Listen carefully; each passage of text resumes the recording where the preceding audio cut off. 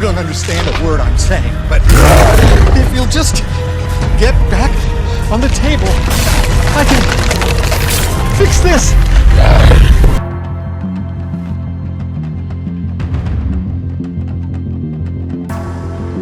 Where's the fight? On its way. Hey there, quirky peeps! We're officially getting a Thunderbolts movie in the MCU. There have been obvious setups for quite a few upcoming projects.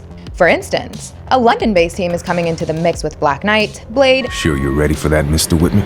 and probably even Moon Knight. What? I did it! Then there's a Young Avengers project that will happen for sure. And another obvious setup has been for the Thunderbolts. Projects like Black Widow, the Falcon and the Winter Soldier, Hawkeye, and now She-Hulk have been forging the pathway for MCU's Suicide Squad-like movie. It has been rumored to be in the making for quite a while now, but Deadline's Justin Kroll just reported that Thunderbolts is officially a go, and Marvel has hired Jake Schreier to direct it. For now, the movie is in early development. We should expect it to be announced at the D23 event this year in September. Whether it will hit the theaters or will be a Disney Plus original movie remains to be seen, but I believe that it does have the blockbuster potential for a big MCU theatrical release. In fact, it could be even more successful than DC's Suicide Squad. Because Marvel has actually established each character individually just like the Avengers, we're not getting a bunch of unknown randos that James Gunn scraped out of DC's villain barrel.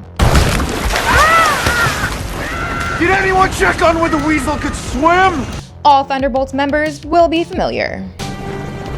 And you've given it. The outcome may not be as big as the Avengers, but things would surely be better than the Suicide Squad's theatrical performance. Deadline notes that no actors have officially signed up for the project, but some names have been thrown around by Deadline's lead reporter himself. Now, if you're asking who exactly are the Thunderbolts, well, let me tell you that it is a team of former villains gathered by Thaddeus Thunderbolt Ross in the comics.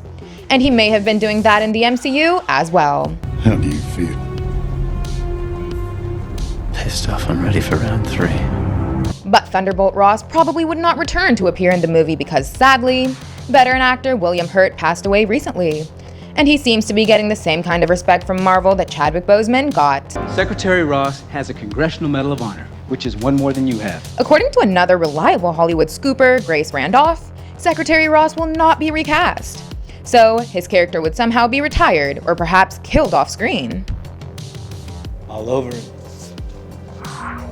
But the other members who could appear in the film are Contessa Valentina Allegra de Font. I know it's hard, but I don't like to repeat myself, so you can just call me Val. She is the first name that comes to anyone's mind as she has been recruiting members for this team of darker Avengers. Theories suggested that she was secretly working with Secretary Ross behind the scenes. So we could get to know what happened to Ross in the MCU through her. And she would be playing a shadier Nick Fury kind of persona. Or perhaps she'd be the MCU's very own Amanda Waller. I want the raise. Oh yeah, you and me both. Believe me, you're gonna earn it. What the f***? So Julia Dreyfus should be one of the first names that would join this movie. Member number 2 has to be the Winter Soldier. Or perhaps you might want to call him the White Wolf now. It would make sense for Bucky to return in the upcoming Captain America 4 movie, but it might make even more sense for him to step into the Thunderbolts and actually lead from the front. Why be a sidekick when you can lead your own team, right? We should expect Sebastian Stan to sign up because Bucky is a former villain who has now turned into a hero. He would be perfect to lead, or perhaps co-lead this team with John Walker. Since this team has a darker vibe, Walker will be a much darker leader than Steve Rogers, and that is also represented by the color scheme of his suit.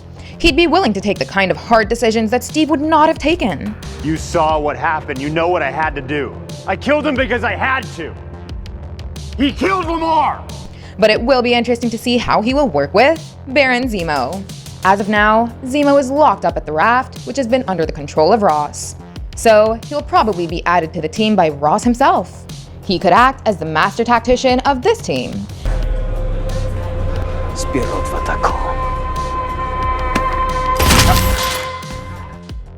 And his resources as a Baron might also make him the Bruce Wayne or the Tony Stark that this team desperately needs.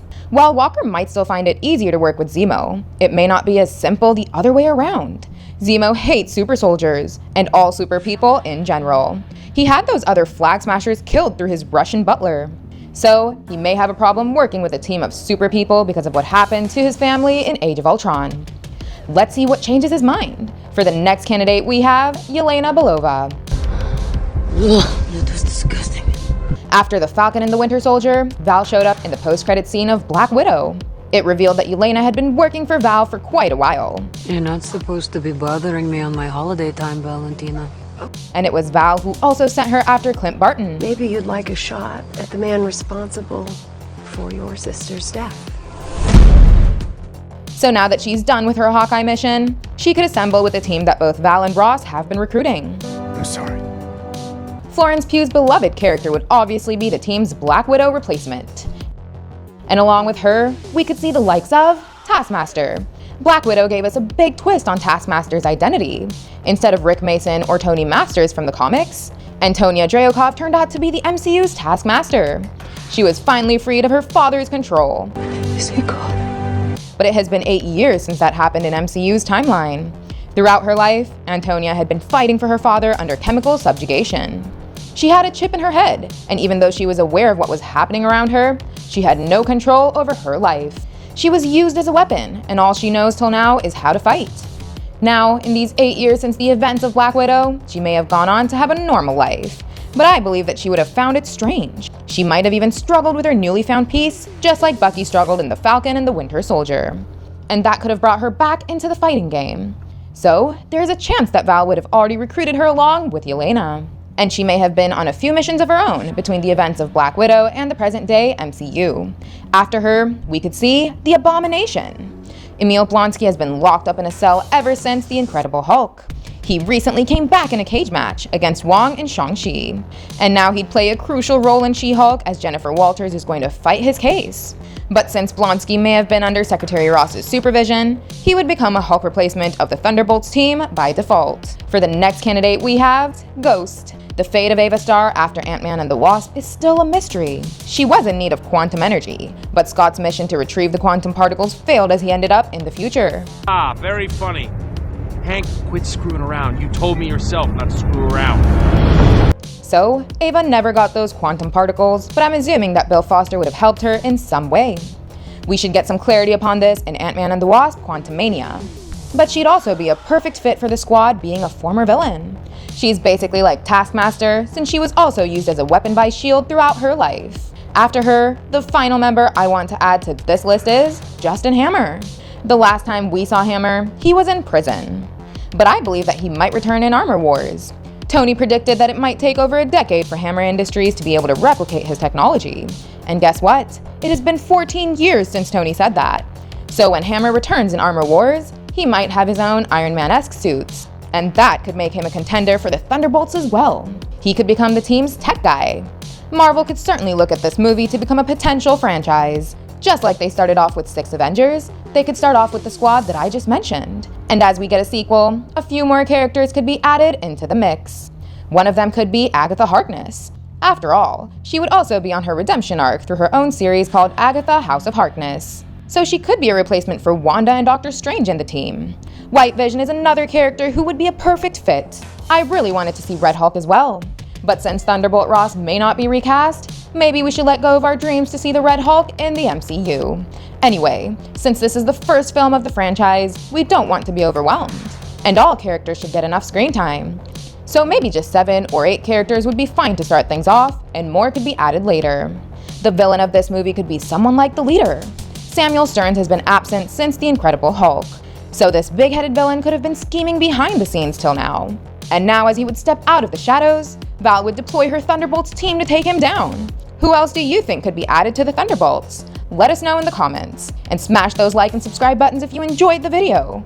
Thank you, and I'll see you in the next one. Goodbye!